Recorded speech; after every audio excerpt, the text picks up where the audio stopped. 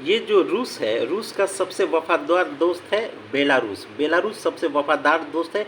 कहा जाए तो रूस का सबसे ज़्यादा करीबी देश है। और यहाँ के जो राष्ट्रपति हैं अलेक्जेंडर लुकाशेंको, ये गए हुए थे रसिया में बात करने के लिए। वहाँ पे उनको लगता है कि किसी ने जहर दे दी है। मामला को समझेंगे कि क्या है।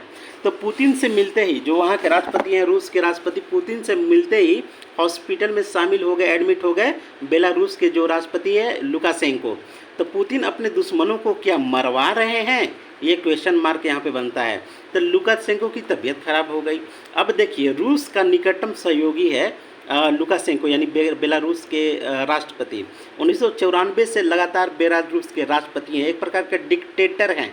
एक प्रकार का वेस्टर्न मीडिया उनको बहुत बड़ा गुंडा भी मानती है, ठीक ना, जो तानाशाह मानती है ये चीज़ें। अब 29 साल से बने हुए हैं।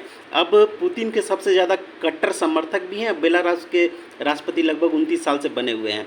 तो बेलारूस में रूस ने परमाणु मिसाइलें अब तैनात कर दिए हैं, ठीक है। यूक्रेन जंग में रूस का बहुत ही ज़्यादा सहयोगी है बेलारूस। अब पुतिन का उपनाम है वोलोदिया। वोलोदिया यानी पुतिन सबका, इनका सबका राजा। वोलोदिया मतलब होता है सबका राजा पुतिन, ये इनका पुतिन का उपनाम है। तो 22 मई को, अब यहाँ देखिए समस्या क्या होती है, प्रॉब्लम इन रिलेशन से, कि सबसे बड़ी संबंधित जो उक्त चर्चा करने गए हुए थे कि ये जो न्यूक्लियर मिसाइल आप हमारे यहाँ बैलिस्टिक मिसाइल तैनात किए हैं, उससे संबंधित कुछ दिक्कत है, तो उस पर चर्चा करने के लिए मॉस्को गए हुए थे। और उसके बाद विक्ट्री डे परेड हुई थी, वहाँ पे भी गए हुए थे। तो ऐसा माना जाता है कि विक्ट्री डे जो रूस में हुई थी, उसी में इनको किसी ने जहर दे दिया है, बेलारूस के राष्ट्रपति को। अब रूस के राष्ट्रपति बेलारूस के राष्ट्रपति को शायद हटाकर किसी और को ये बनाना चाहते हैं, या ऐसा कुछ हो सकता है कि ये खबर जो है, इधर जो वेस्टर्न मीडिया देख रहे हैं ना, वेस्टर्न मीडिया, ये सबसे ज़्यादा षड्यंत्रकारी देशों में से है, जो भारत विरोधी, रूस विरोधी, चीन विरोधी, सबके सब इधर ही बढ़े पड़े हैं। तो हो सकता है कि रूस को बदनाम करने के लिए, इसके सहयोगी देश बेलारूस को तोड़ने के लिए इस तरह की अफवाहें अक्सर ये जो वेस्टर्न मीडिया है, यूरोपीय मीडिया है, अक्सर चला देती है।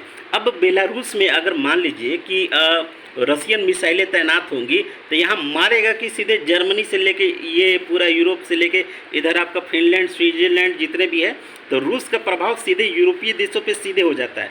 ये यूरोपीय जो देश हैं सबसे ज़्यादा रूस से डरते हैं, ठीक है। और ये इसका सहयोगी है, तो इसको लिए अधिनायकवाद, तानाशाह, गुंडा, वहाँ के राष्ट्रपति को न जाने क्या क्या उपनाम दे देते हैं ये यूरोपीय।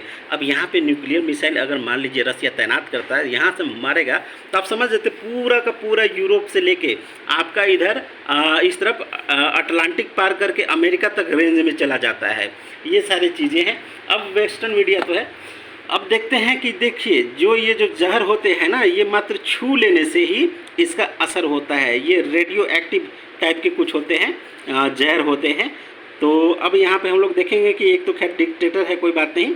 और हाँ, ये जहर देने के बाद क्या लफड़ा हुआ है कि जैसे जहर देने के ठीक अगले दिन बेलारूस का जो रक्षा मंत्री है, और रूस का जो रक्षा मंत्री है, यहाँ पे जो मिसाइल तैनात की जाएगी उस पर इन्होंने सिग्नेचर कर दिया है। हालांकि जो दूसरे देश हैं वो कह रहे हैं कि ये परमाणु अप्रसार संधि का उल्लंघन है। परमाणु अप्रसार संधि का मतलब होता है कि कोई भी देश दूसरे देश को परमाणु हथियार इस तरह से नहीं दे सकता। लेकिन चीन ने भी तो कोरिया को दिए हैं। अगर आप देखें वर्ल्ड मैप, तो चीन ने भी उत्तर कोरिया को इसी तरह से दिए हैं। लाइक कीजिए, शेयर कीजिए, सब्सक्राइब कीजिए। Thank you.